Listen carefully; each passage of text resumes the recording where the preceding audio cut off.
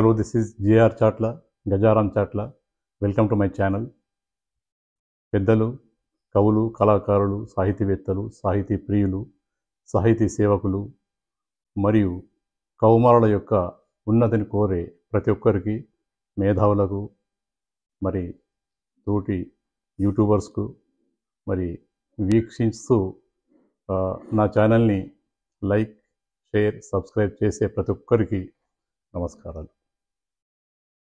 ఇక రెండవ వచన పద్యానికి వెళ్తే, మురిపంగా కౌమారం మూడే దశలు, మురిపంగా కౌమారం మూడే దశలు, ఆరంభం మధ్యమం ఆఖరి దిశలు, ఆరంభం మధ్యమం ఆఖరి దిశలు, 12ల ప్రారంభం ఆఖరిది 20లో, 12ల ప్రారంభం ఆఖరిది 20లో, ఆపైన యవ్వనమే అమృతపుత్ర, ఆపైన యవ్వనమే అమృతపుత్ర. అయితే ఈ కౌమార దశను, ఈ టీనేజ్ను మేధావులు 3 దశలుగా విభజించారు. మొదటి దశ ఆరంభ దశ, రెండవది మధ్యమ దశ, మూడవది ఆఖరి దశ. అయితే మొదటి దశ 11 సంవత్సరాలు పూర్తయిపోయి 12 సంవత్సరాలు ప్రారంభమవుతున్నప్పుడు ప్రారంభమై 19 సంవత్సరాలు పూర్తయి 20 సంవత్సరాలు ప్రారంభం అవుతున్న తరుణంలో ఈ కౌమార దశ ముగుస్తుంది, యవ్వన దశ ప్రారంభమవుతుంది. దీని గురించి ఏం చెప్పారంటే, ఇటువంటి కౌమారాన్ని 3 భాగాలుగా విభజించవచ్చు. మొదటిది ఆరంభ దశ, రెండవది మధ్యమ దశ, మూడవది ఆఖరి దశ.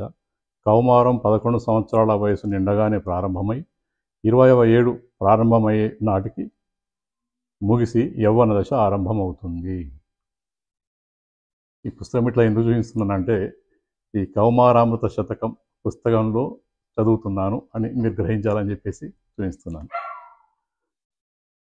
ఇక మూడవ కవితకు వచ్చేసరికంటే, 12-14 మధ్యకాలము, 12-14 మధ్యకాలము, ఆరంభ కౌమారం కలుగు సమయము, ఆరంభ కౌమారం కలుగు సమయము, హార్మోన్ల ఉత్పత్తి మానసిక సంపత్తి, హార్మోన్ల ఉత్పత్తి మానసిక సంపత్తి, వృద్ధి చెంది మార్పు నొందు అమృతపుత్ర, వృద్ధి చెంది మార్పు నొందు అమృతపుత్ర. ఈ పద్యం యొక్క భావం ఏం రాశారంటే, పద్యము అన్న ప్రతిసారి వచన పద్యం అని చెప్పి అర్థం చేసుకోవాలి దయచేసి. ఆరంభ కౌమార దశ 12 సంవత్సరాల వయసు నుండి 14 సంవత్సరాల వయసు వరకు ఉంటుంది. ఈ దశలో హార్మోన్లు ఉత్పత్తి అవ్వడం మరియు మానసికంగా కొంత ఎదుగుదల మొదలు కావడం జరుగుతుంది. కౌమారుడికి 12వ సంవత్సరం నుండి 14 సంవత్సరాల మధ్య కాలంలో ఈ కౌమార దశ ఆరంభమవుతుంది. అప్పుడు స్టార్ట్ అవుతుంది అన్నమాట. ఏం స్టార్ట్ అవుతుంది, ఎట్లా తెలుస్తుంది అంటే, హార్మోన్స్, మన శరీరంలో ఉన్న హార్మోన్స్ అప్పుడే ప్రొడ్యూస్ కావడం, ఉత్పత్తి కావడం ప్రారంభమవుతుంది. మరి మానసికంగా ఒక మెచ్యూరిటీ కావడానికి సంసిద్ధులవుతారు. మేధో మదనం జరగడానికి, మానసికంగా కొంచెం వృద్ధి చెందడానికి సంసిద్ధులవుతారు. అదే ఆరంభ దశ.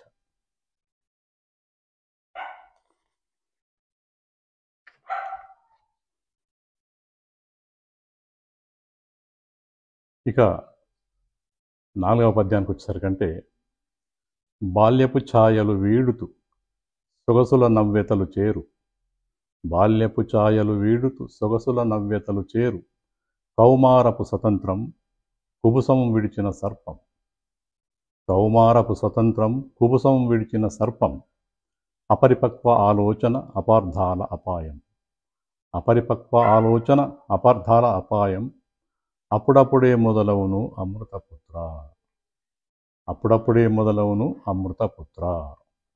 దీని భావం ఏం రాశారంటే, ఈ దశలో పాలబుగ్గల పసితనం పోయి అందచందాలు, స్వతంత్ర భావాలు, అపరిపక్వ ఆలోచనలు, కొంతవరకు అపార్థాలు మొదలై నాగుపాము కుబుసం విడిచి అతి చురుకుగా మారినట్లుగా తయారవుతారు. బాలబాలికలు అప్పటి వరకు పసిబాలలాగా తెలియని ఎన్నో పనులు చేస్తూ ఒక బాల్య దశను గడుపుతారు. ఒక్కసారిగా ఈ 12వ వయసు వచ్చేసరికంటే వాళ్ళ ముఖవర్చస్సులో మార్పులు సంభవిస్తాయి. కోమలంగా ఉన్న చర్మం కొంచెం ముదురుతున్నట్టుగా అనిపిస్తుంది. ఇక బాలులకైతే మీసాల్లాగా గడ్డాల కొంచెం కొంచెం మొలకల్లాగా వచ్చినట్టుగా వస్తాయి కూడా. బాలికలకు కూడా శరీర భాగాలు కొంచెం అభివృద్ధి చెందినట్టుగా ప్రారంభమవుతాయి. ఇది శారీరకంగా భౌతికంగా జరిగే మార్పులు. ఇక మానసికంగా ఎట్లా ఉంటారంటే, మేము స్వతంత్రులం, మాకు తెలుసు, మాకు అన్నీ తెలుసు, మీరు పదే పదే మాకు చెప్పాల్సింది ఏమున్నది అనే మనస్తత్వం డెవలప్ అవుతూ ఉంటుంది. అది ఎంత గాఢంగా ఎంత చురుకుగా ఉంటుందంటే, నాగుపాము కుబుసం విడిచి పోతున్నప్పుడు ఎంత చురుకుగా ఉంటుందంటే వాయువేగ మనోవేగాలతో పరిగెత్తుతుంది. దాన్ని ఎవరన్నా ఎదిరిస్తే వెంటనే ఎదురు తిరిగి కాటేస్తుంది. ఆ విధంగా వీళ్ళ మనస్తత్వం తయారవుతూ ఉంటుంది అప్పుడే ప్రారంభం. ఇక ఎవరేం చెప్పినా కూడా దాన్ని రివర్స్లో ఆలోచించడం, అట్లెందుకు అవుతుంది, ఇట్లెందుకు కాదు, మీరు నన్ను ఏదో మిస్గైడ్ చేస్తున్నారు అనే విధంగా ప్రవర్తించడం, మాకు అన్నీ తెలుసులే అని అనుకోవడం, తల్లిదండ్రులు ఏదైనా విషయాన్ని పదే పదే చెప్తే ఇన్నిసార్లు చెప్పి ఎందుకు తలకాయ తింటారు అనే విధంగా ప్రవర్తించడం, ఇట్లా పెద్దల్ని గురువుల్ని అపార్థాలు చేసుకునే మనస్తత్వం ప్రారంభమవుతుంది. ఇది కౌమార దశ యొక్క ప్రారంభ దశలోనే ఈ విధమైన ఆటుపోట్లు మొదలవుతాయి. ఇక పోను పోను చాలా ఇంట్రెస్టింగ్గా ఉంటుంది, చాలా పగడ్బందీగా ఉంటుంది. కాబట్టి దయచేసి అందరూ కూడా, ప్రతి ఒక్కరు కూడా, నేను ప్రతి వారం పెట్టబోయే 1 లేదా 2 వీడియోస్ని తప్పకుండా వీక్షిస్తూ మీ అమూల్యమైన కామెంట్స్ చెప్పండి. బై లైక్ చేయండి, షేర్ చేయండి, సబ్స్క్రైబ్ చేయండి. చేస్తే నన్ను ఉత్సాహపరిచినట్టుగా ఉంటుంది. ఈ పుస్తకం తర్వాత ఇంకో పుస్తకం కూడా, ఒక మంచి పుస్తకంతో మీ ముందుకు వచ్చి మళ్ళీ వీడియోస్ చేసి మీ మనసుల్ని దోచుకోవాలన్నదే నా ప్రయత్నం. నమస్కారం.